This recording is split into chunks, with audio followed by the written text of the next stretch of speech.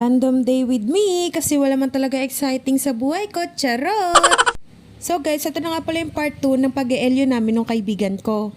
Bali, naglakad-lakad muna kami niyan para hanapin yung transient na binook namin. After namin mahanap yung transient, nagpunta naman kami dito sa may tabi ng dagat. Wala lang, para kumain lang ng taho siguro. Taho by the beach, yun ba yun? Huy! Tapos ayan, tamang higop lang kami ng taho ng 7 AM ng umaga, dyan talaga sa tabi ng dagat ng LU. So after namin magmuni-muni dun sa tabi ng dagat, actually nakatulog pa ako saglit dun kahit sobrang init talaga. Huy! Buti na lang mabait yung may-ari ng transient na pinagbukan namin kahit 2 PM pa yung in namin. Pinayagan kaming iwan muna yung gamit sa kanila. Tapos naglakad-lakad lang ulit kami at nakakita kami ng kakainan. Dito nga pala kami kumain sa may silong. After namin mag-breakfast sa silong, pumunta naman kami dito sa may Stream of Consciousness. Coffee shop daw to ni Maris Racal. Actually, nadaanan lang namin to. Naghahanap lang din talaga kami ng kapehan. Para makitambay at maki-aircon. Huy, hindi ganun. Bago kami magkape dito, ginugel map muna namin yung El Union. Tapos nakita namin, medyo malayo pala siya.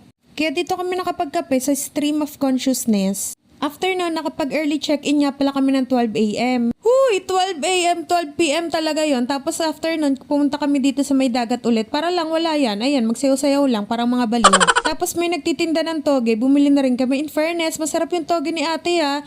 Try nyo rin minsan, 10 pesos ata isa niyan o 15. Di ko na rin matandaan. Nagpahinga lang talaga kami saglit dun sa may transient namin. Tapos, mga 3 PM, pumunta na rin agad kami sa dagat para mag-picture-picture lang. Grabe, ang ganda talaga ng sunset sa may LU. After namin dun magpakasunog-sunog talaga sa dagat, doon sa may seaside kakapicture.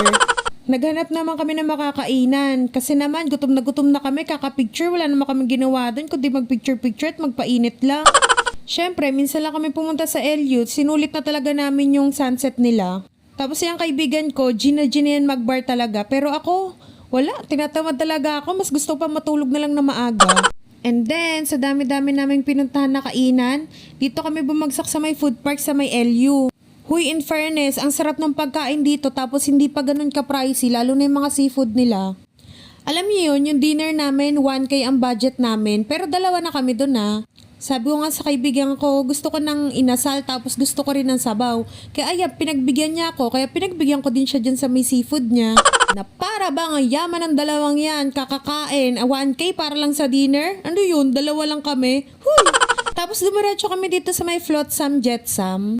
Actually, ang aga namin dyan, siguro mga 9 PM pa lang nagpunta na kami dyan. Tapos syempre, patay pa yung crowd sa sobrang aga namin pumunta. Pero ang daming tao na dito ah.